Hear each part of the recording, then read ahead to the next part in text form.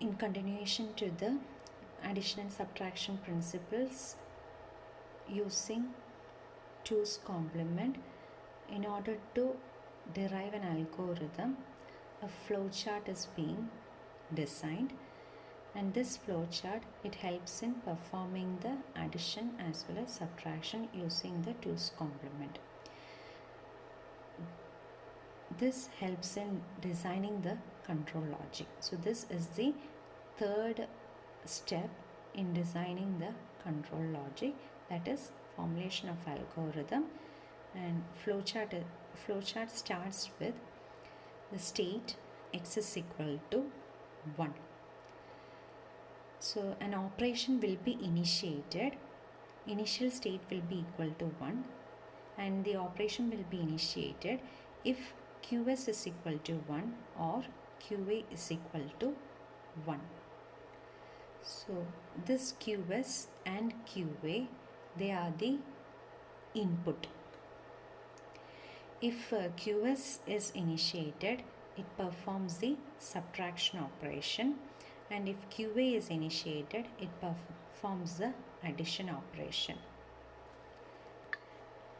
The flowchart is derived or formulated based on the contents of equipment configuration and the formulation of algorithm principles.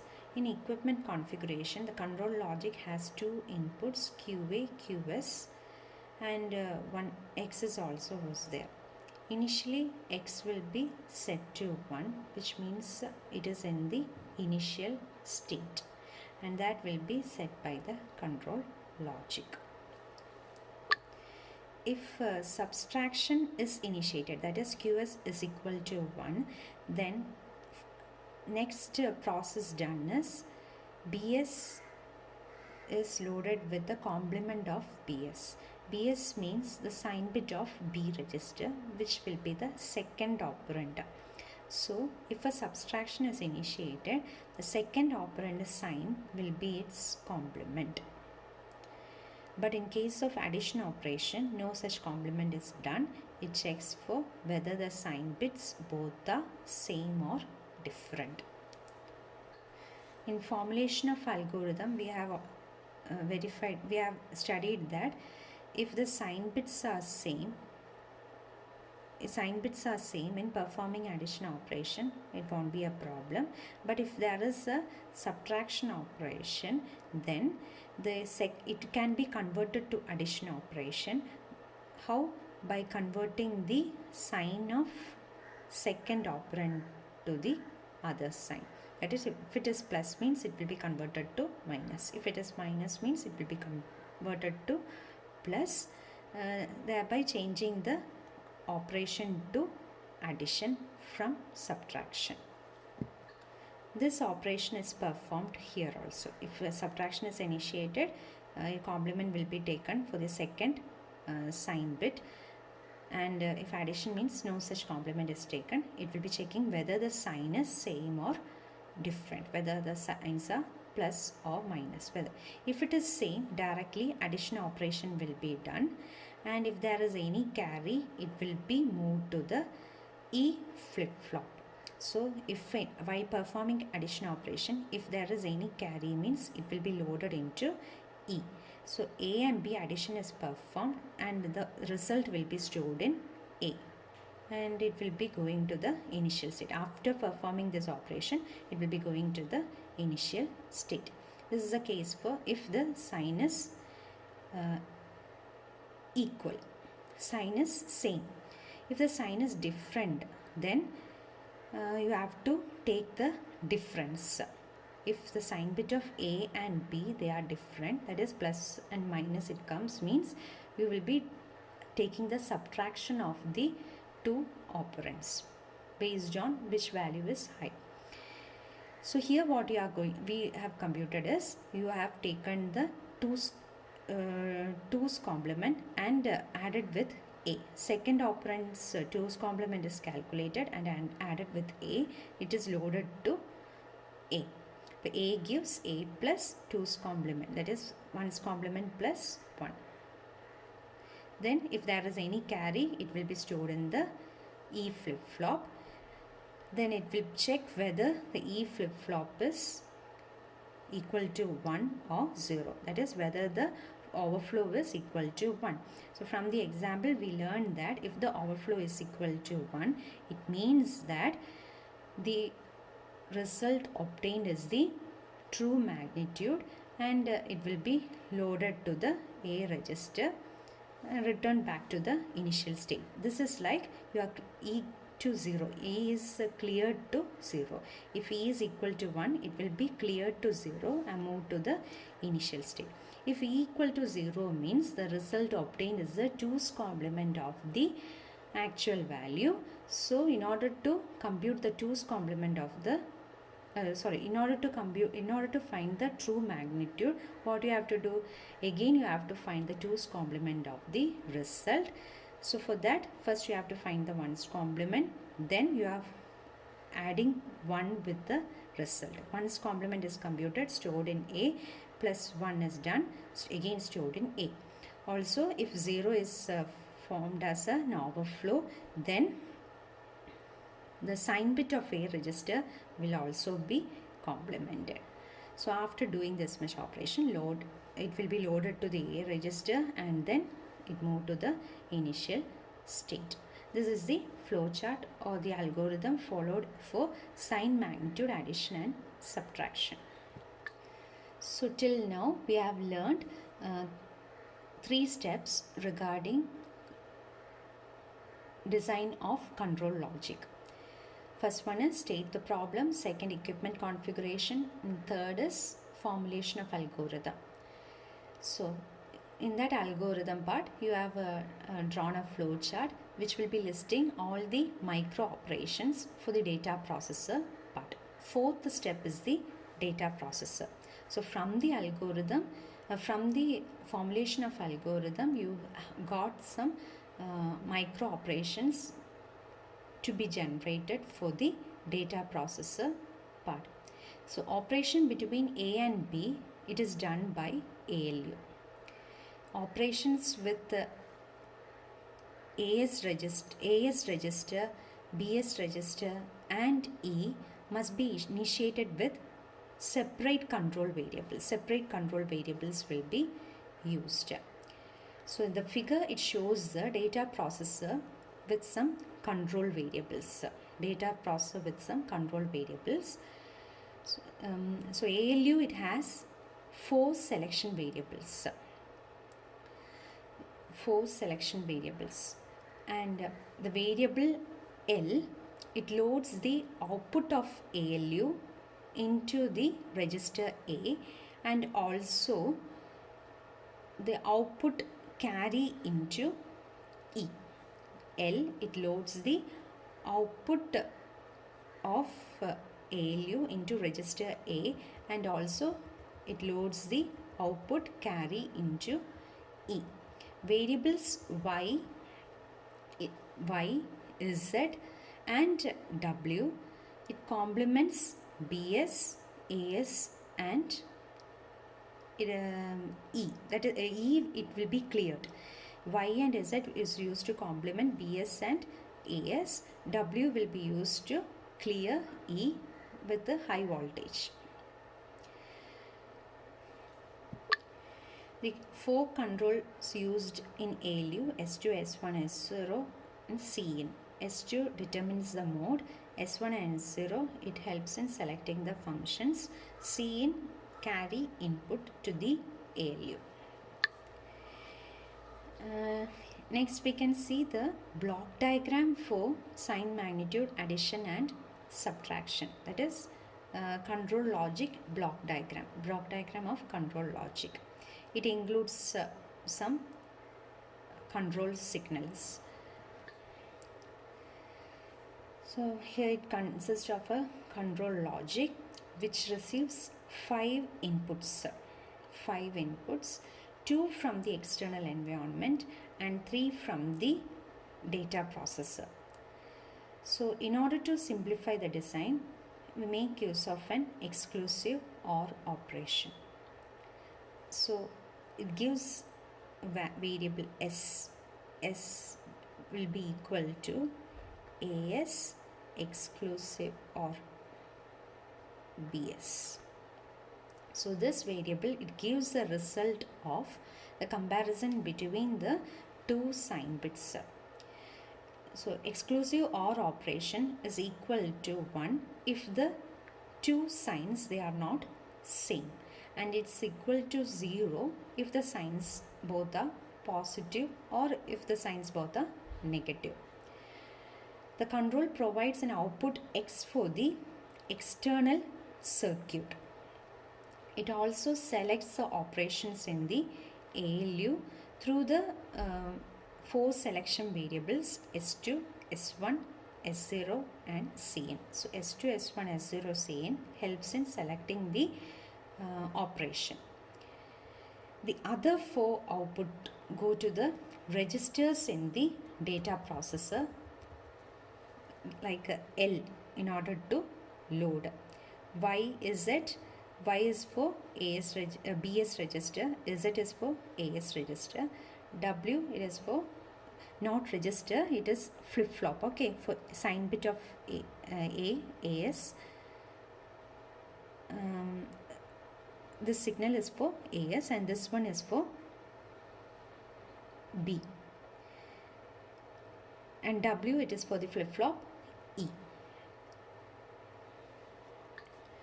So now the data processor is specified, and this comes the 4th step, and the last and final step is to design the control logic for the system.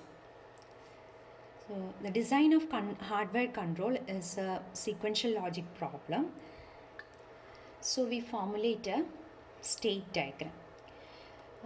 We start by assigning an initial state, that is T0, to the sequential controller. So initial state will remain in the same state till the addition or subtraction operation is initiated. So this you have to construct based on the flow chart that we have learned during the 3rd step. For T0 state, so T0 state is in this state. For T0 state, it is initiated only if QS equal to 1 or QA is equal to 1. So keeping this algorithm or this flow chart in mind, you have to draw the state diagram. Each operations will be included within circle, and actions will be, or conditions will be based on the arrow from one circle to the other.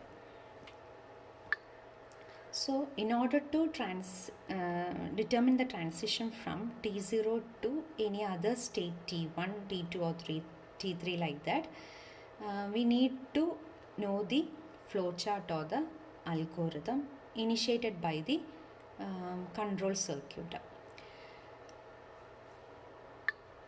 If QS becomes 1, the control becomes a subtraction operation by going to the state T1.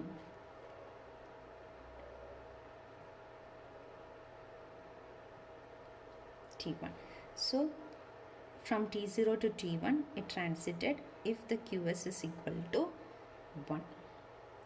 Similarly, if QA equal to 1, it transits from T0 to T2.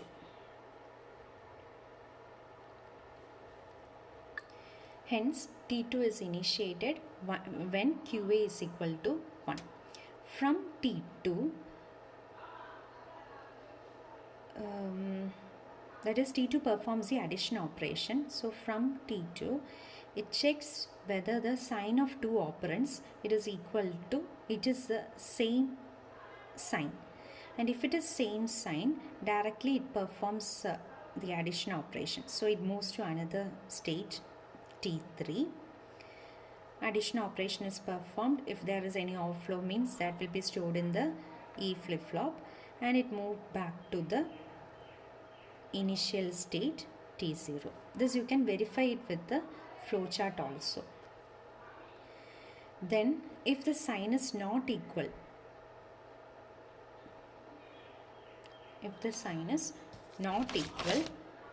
then what happens? It moves to another state in order to perform the subtraction operation, taking the complement and all those things will be done, which will be moving to some other state T4.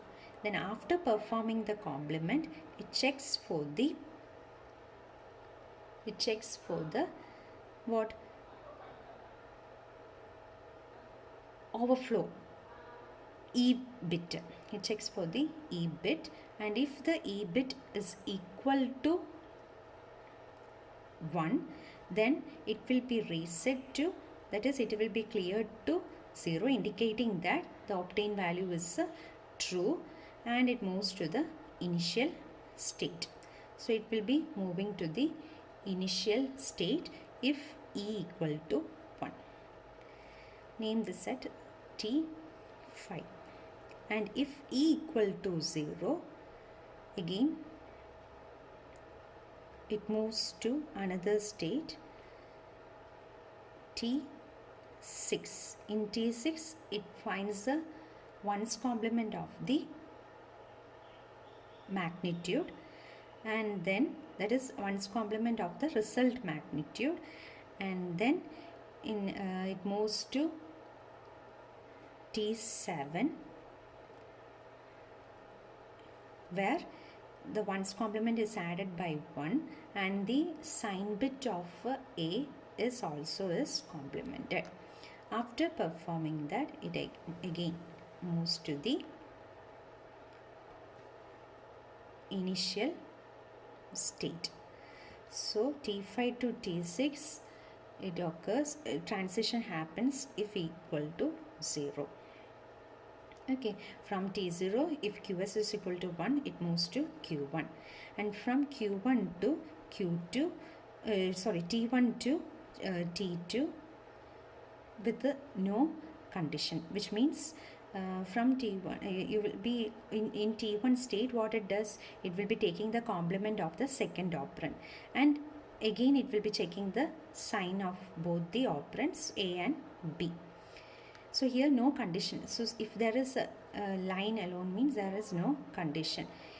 In this arrow, it satisfies some condition. Here also it satisfies some condition. So T0, T1, T2, it has some micro operations to be performed in each clock pulses. So this can also be called as timestamps.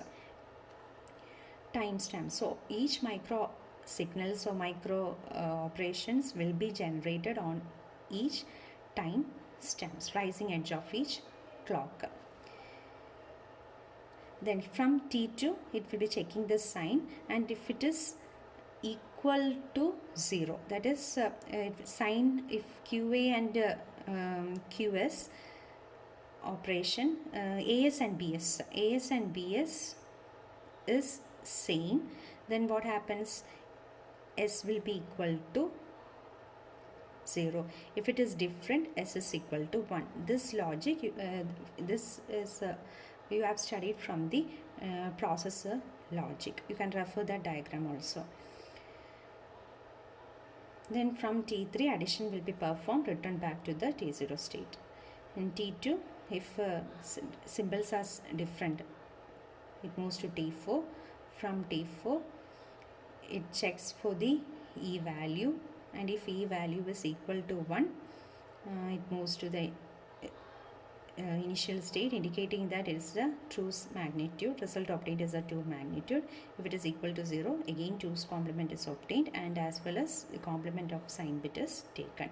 So this is how you are going to draw the control state diagram for the here for the example sign, magnitude, addition and subtraction. Hence, from this diagram, the micro operations that must be executed at a given state are specified within the function box, and the conditions for the next state transition are specified in the directed lines between the function box. So this function box and these are the directed lines. So directed lines indicates the conditions. Micro operations will be given inside the function box. Now with this we will be able to generate some Boolean functions for the control in which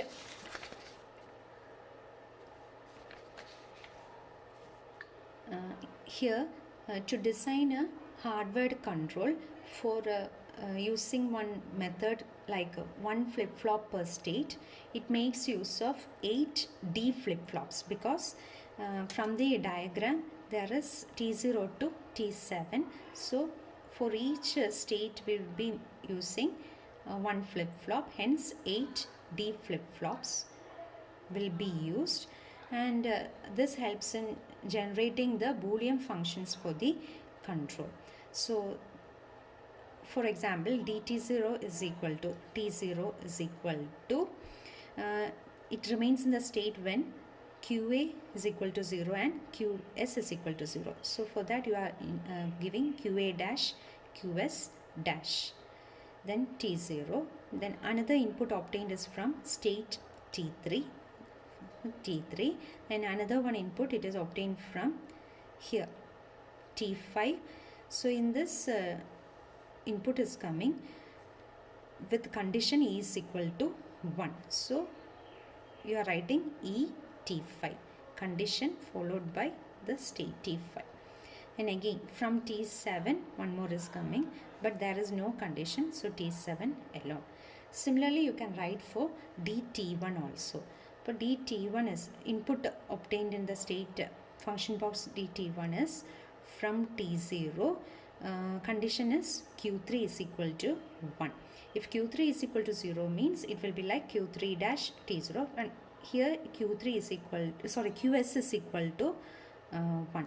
So will be equal to, how you will be writing, q s t0. Any dt2 is equal to one input it is coming from t0, condition satisfied as qa is equal to 1 from qa t0. Next dt3 input is from t2, condition is s is equal to 0, so s dash t2. Then again t4 input from t2, you have to write s t2. t5 from t4 no condition, so t4 alone. dt6 from t5 e equal to 0, e dash t5, and from dt7 for dt7 input is coming from t6, so you have to write t6. So these are the flip-flop input functions.